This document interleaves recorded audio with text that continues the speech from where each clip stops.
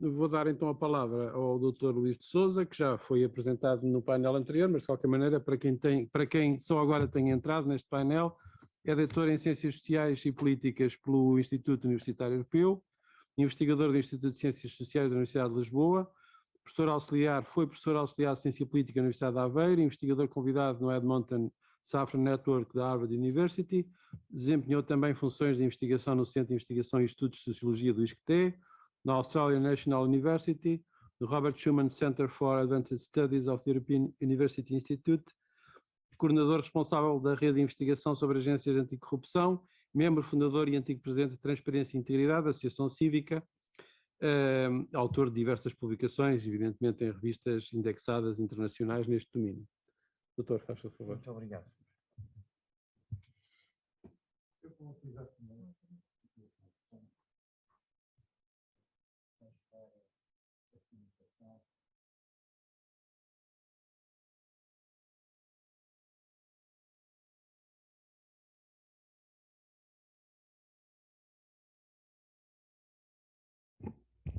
Boa tarde mais uma vez. Eu vou pegar em parte a conversa que resulta ainda do primeiro painel. O que é que estamos aqui a falar de financiamento político e o que é que isto importa para a democracia? É que esta história não é de agora. Finais do século XIX, Max Weber já se colocava este problema. Já colocava este problema no contexto, enfim, do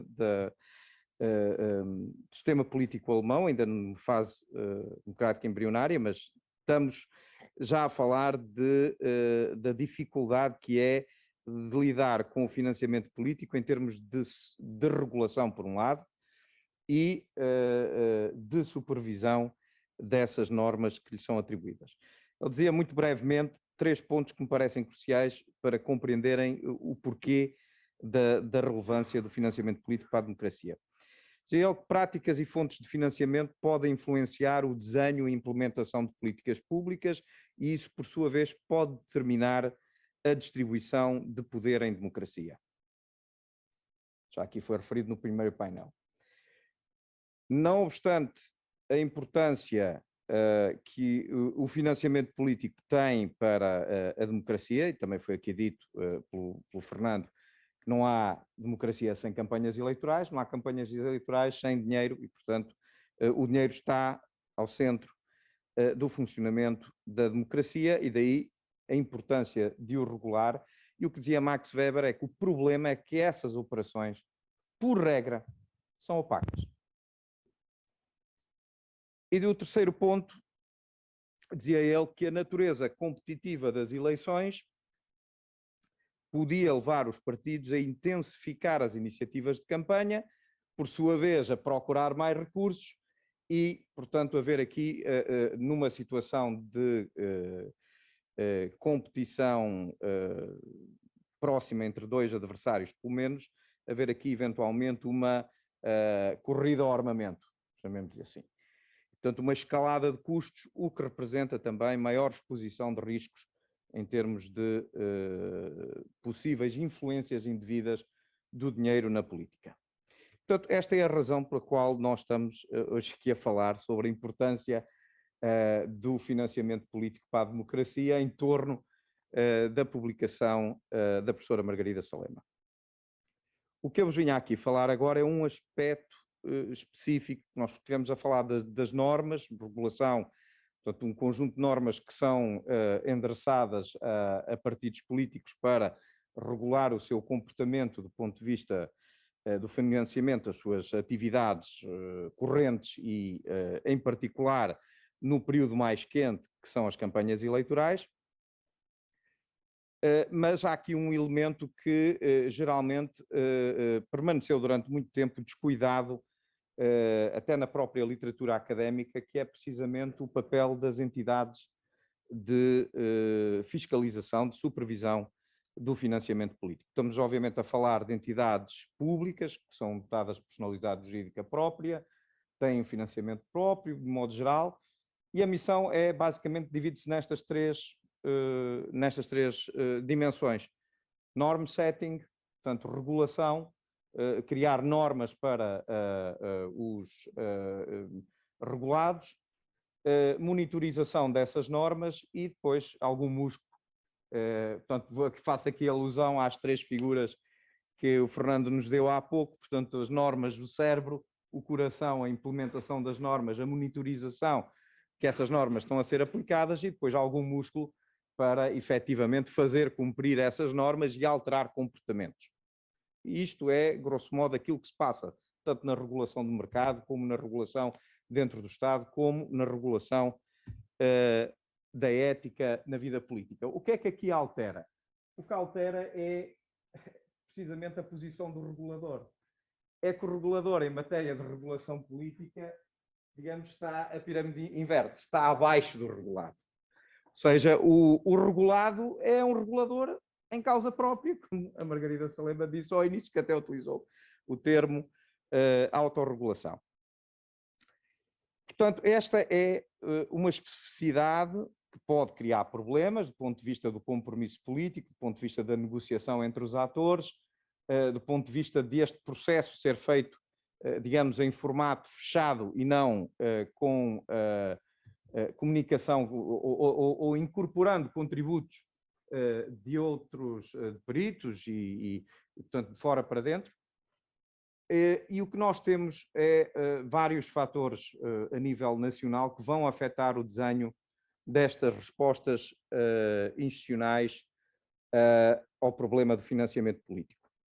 Como é que nós explicamos que o desenho institucional de um novo domínio de regulação, um novo domínio de intervenção, em que se procura uma resposta institucional para gerir a aplicação destas normas,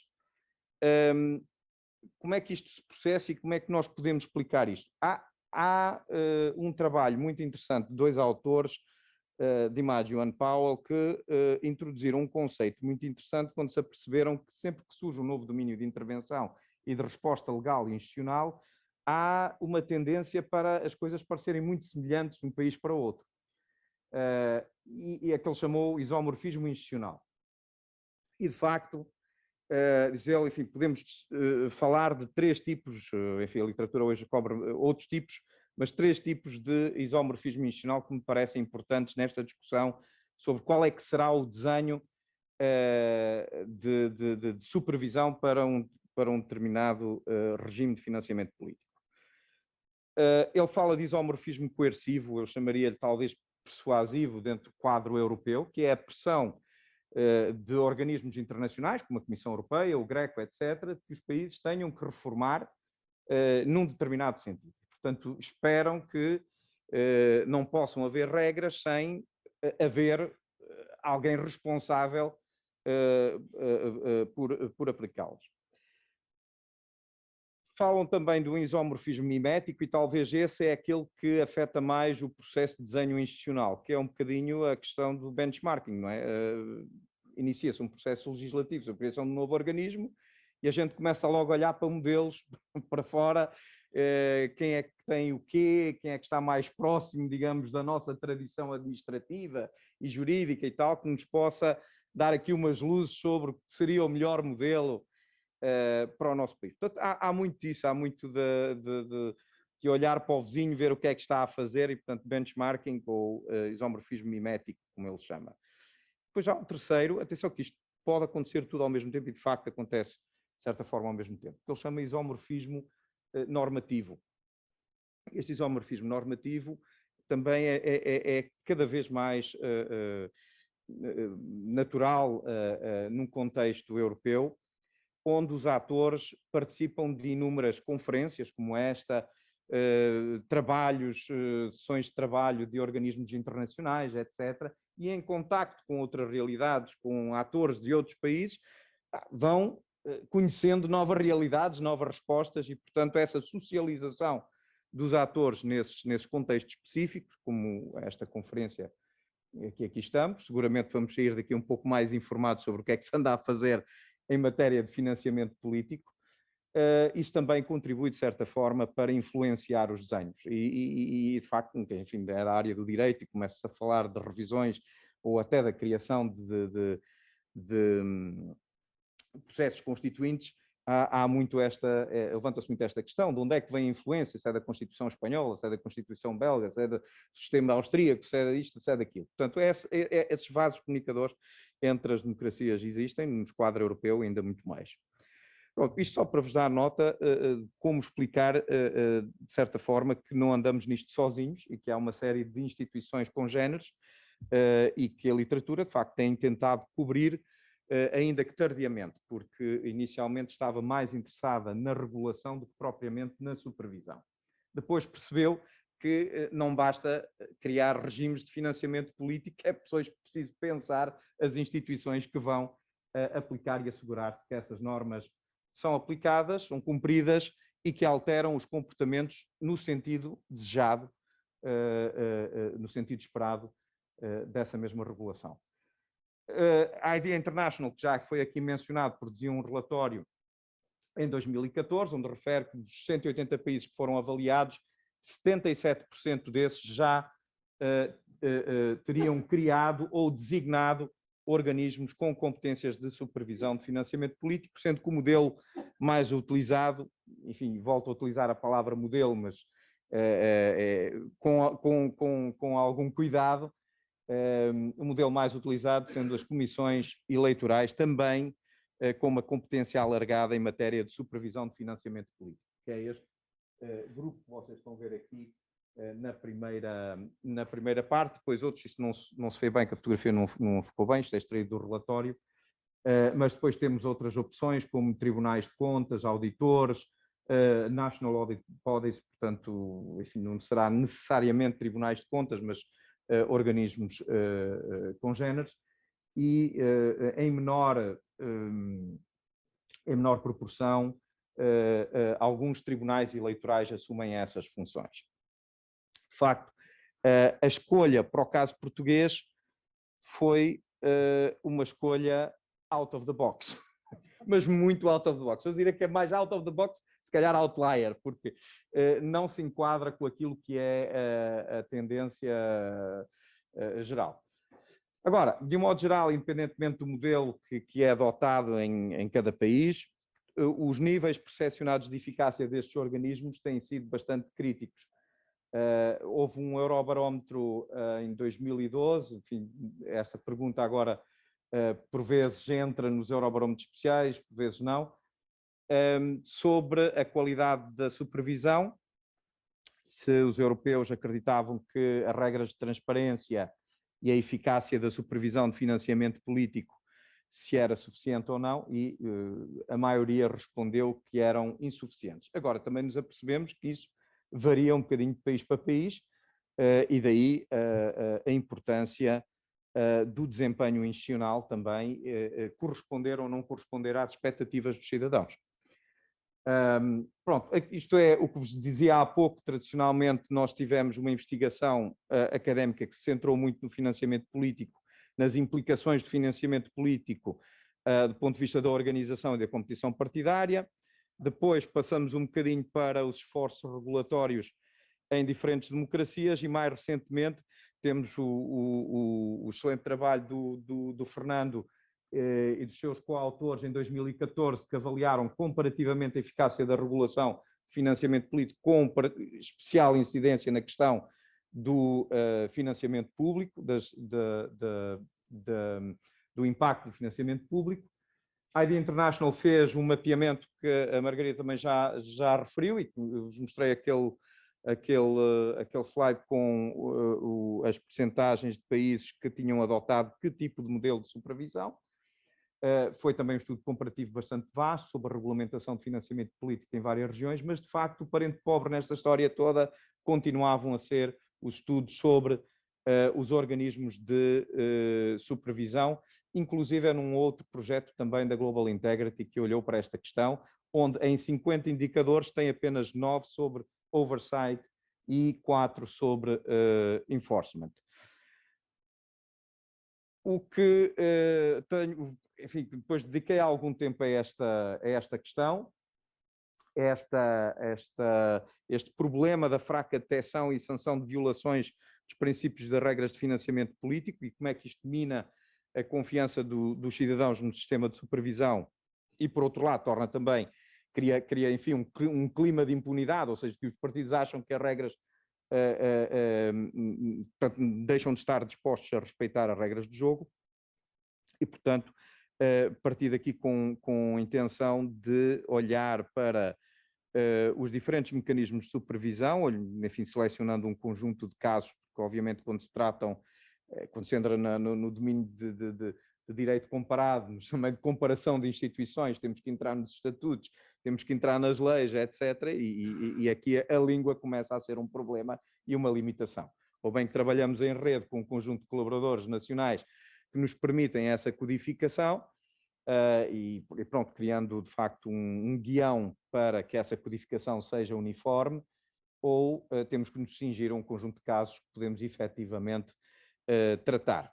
Nós tivemos a oportunidade de fazer este levantamento quando tivemos aqui uma reunião com várias entidades de supervisão de financiamento político na Assembleia da República. Se a Margarida Salema se recorda, na altura não houve muito interesse dos nossos deputados, não obstante a conferência tenha sido realizada no auditório do Parlamento, tenho pena, mas tiveram de facto lá vários organismos de supervisão e foi possível entregar um inquérito, um questionário de mapeamento, enfim, das competências dos poderes destes organismos e algumas dessas entidades devolveram, o que ajudou também esta avaliação. Basicamente, olhei para poderes de detecção, poder sancionatório, competências de prevenção, os casos da Alemanha, França, Eslovénia, Letónia, Portugal e Reino Unido, e estes são os organismos e os respectivos nomes, e depois passamos a uma codificação muito simples, o ter ou não ter as competências, o ter ou não ter os poderes nestas três dimensões de controlo, e por fim passa-se depois à agregação e à criação de um índice com estes dados, onde o problema aqui são vários. Enfim, mas eu menciono rapidamente três. O facto destes dados serem uma fotografia estática no tempo, ok? E estes organismos vão mudando, as suas competências vão mudando, os seus recursos vão mudando, recolhem uma configuração institucional num determinado momento e, portanto, não refletem eventuais alterações. Os pesos foram atribuídos em função daquilo que foi a importância que o Conselho da Europa deu a estas três dimensões de controle. Não é, digamos, não é um método muito rigoroso de fazer, mas também não tinha a disponibilidade de eventualmente congregar um painel de peritos para que eventualmente decidissem, através, enfim, de métodos que já estão consolidados para a atribuição de pesos, decidissem que pesos por categoria, em função da categoria e do índice na sua globalidade. Em todo caso, foi uma opção que fiz, ela é transparente no artigo que foi produzido e esses pesos foram atribuídos em função da importância que o Conselho da Europa dava às três dimensões de controle. Depois, o índice resulta, então, deste mapeamento de poderes e competências formais e, portanto, é óbvio que nós sabemos que estamos numa área onde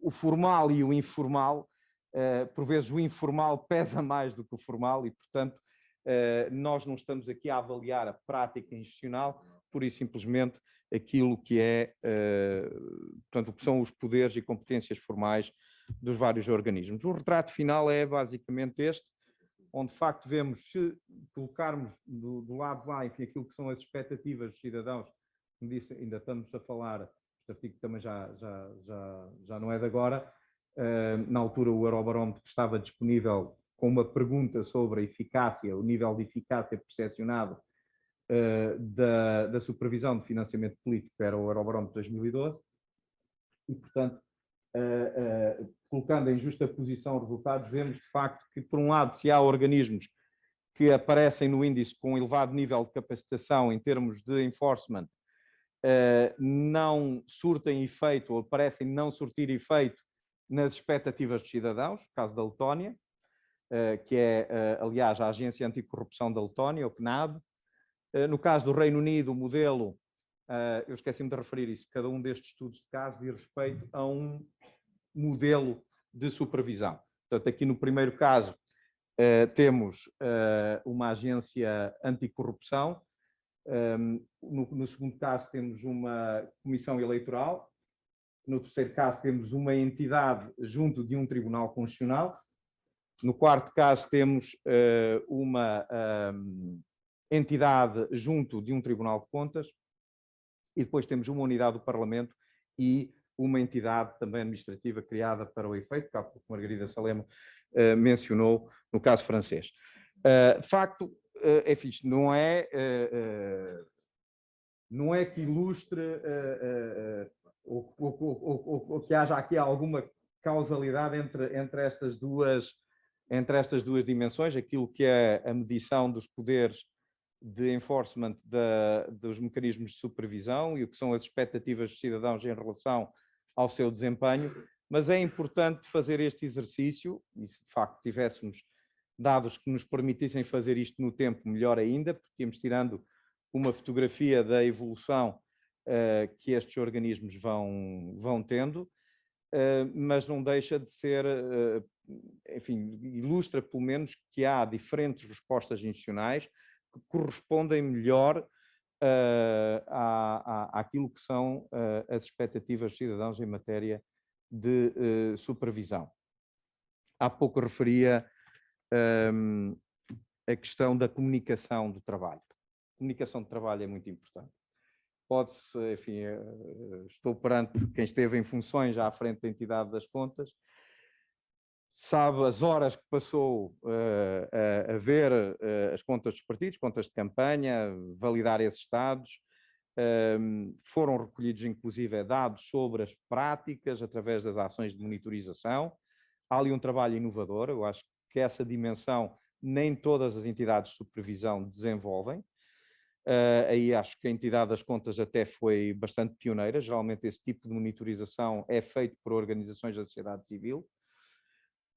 Mas um aspecto, sem dúvida, que era muito, e acho que continua a ser muito precário do ponto de vista da supervisão da entidade das contas, era a questão da comunicação e a celeridade também com que se avaliavam as contas, quer correntes, quer de campanha. E, portanto, havia enfim, um lag muito grande entre o momento em que essas despesas, portanto, essas contas foram apresentadas e depois a decisão final. E, obviamente, para quem está na comunicação social e quer dar nota de eventuais desvios e que isso possa influenciar a atitude dos regulados, que o efeito é praticamente nulo. Não tem nenhum efeito dissuasor quando as decisões ocorrem com 4, 5 anos de... Pronto, e de facto aqui há questões que têm que ser equacionadas, que vão para lá também das competências, que têm a ver com os recursos que são atribuídos a estas entidades. E, voltando à questão inicial, acho que não há um modelo perfeito. De facto, há modelos que podem resultar melhor também, porque conseguem angariar determinados skills do ponto de vista até do recrutamento das suas equipas. No caso da entidade das contas, continuo enfim, a defender aquilo que sempre defendi. Penso que em 2003 se deu um passo muito bom do ponto de vista da regulação. Acho que se deu um passo menos informado do ponto de vista da supervisão. E esse passo é como tudo, quer dizer, quando as instituições nascem com problemas, é difícil corrigi-los depois. E acho que tudo foi feito com muita vontade em 2003. Volto a sublinhar, o sistema bicéfalo que tínhamos de 93 a 2003 não funcionava, mas penso que talvez a localização da entidade não tenha sido a melhor. A opção, pelo menos, não está em linha com aquilo que é mais comum a nível internacional. Podemos trabalhar com o que temos? Podemos sempre, mas há que equacionar recursos, há que equacionar equipas, há que equacionar qual é o grau de autonomia que tem, e depois, de facto, as reformas que temos visto nos últimos tempos acabam por ser um recuo, porque eu hoje não sei se Portugal figuraria neste estudo, porque se eu for olhar à definição operacional que tinha quando comecei a codificar, a regulação foi-se. Portanto, essa competência foi-lhe retirada e, portanto, não sei se hoje faria sequer parte deste exercício. Pronto, e é tudo, era só partilhar, enfim, algumas preocupações em relação ao atual sistema de supervisão de financiamento político em Portugal.